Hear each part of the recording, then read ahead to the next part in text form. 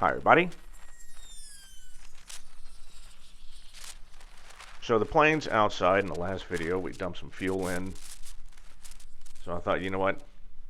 Let's roll this thing outside. Let's ground it so our tie downs are changed, which are good. Two purposes. Holds it down and it grounds it. And so we're going to run the fuel pumps.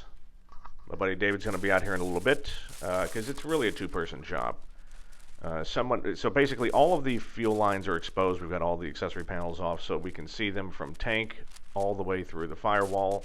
One person can, and then the other person is in front of the firewall watching all of those lines.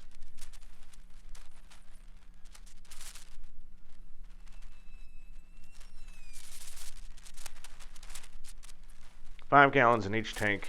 So I'm going to be in the cockpit. Buddy David's going to be there.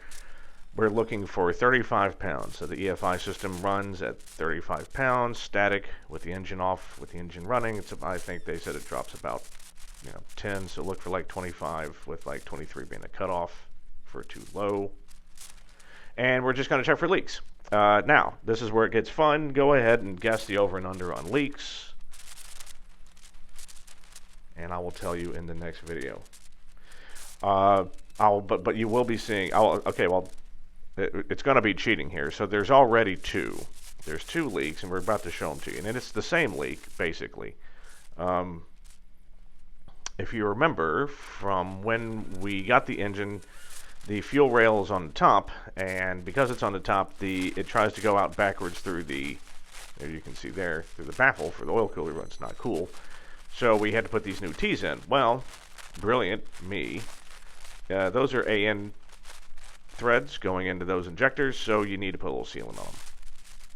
Yeah, so that one leaked, and shockingly, the other one did as well. Shockingly. So, yep, a little easy turn on it, and those are never going anywhere, and they don't leak at all. It's fantastic.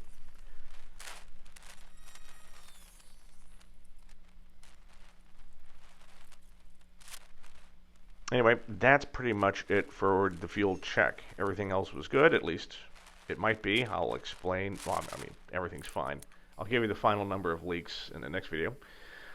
Here we've got me fudging with the breather tube.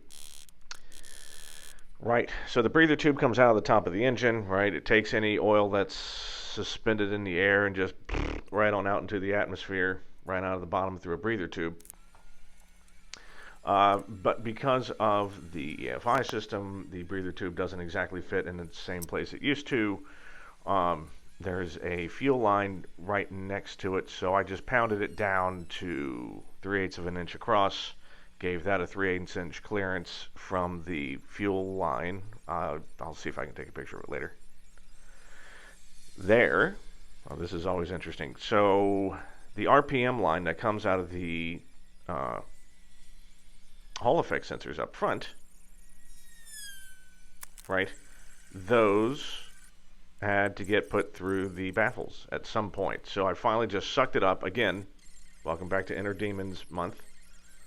One of them was drilling a hole into the baffles of this thing in an unknown location, and that location being right up front in the middle. So you can see where the wire's coming through, right off this right center, right? I'm holding it. So had to get the two weather pack connectors off. Well, that wasn't too bad.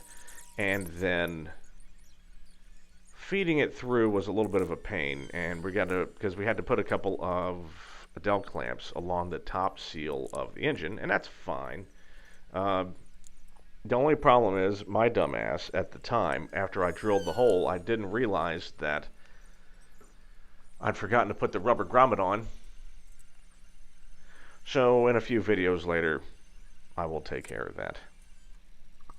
Like an idiot. All right. In the next video, there is actually something exciting happening. Not going to say what, but, if the fuel's running, something else is going to happen too. So, thank you for joining me, everyone. See you soon.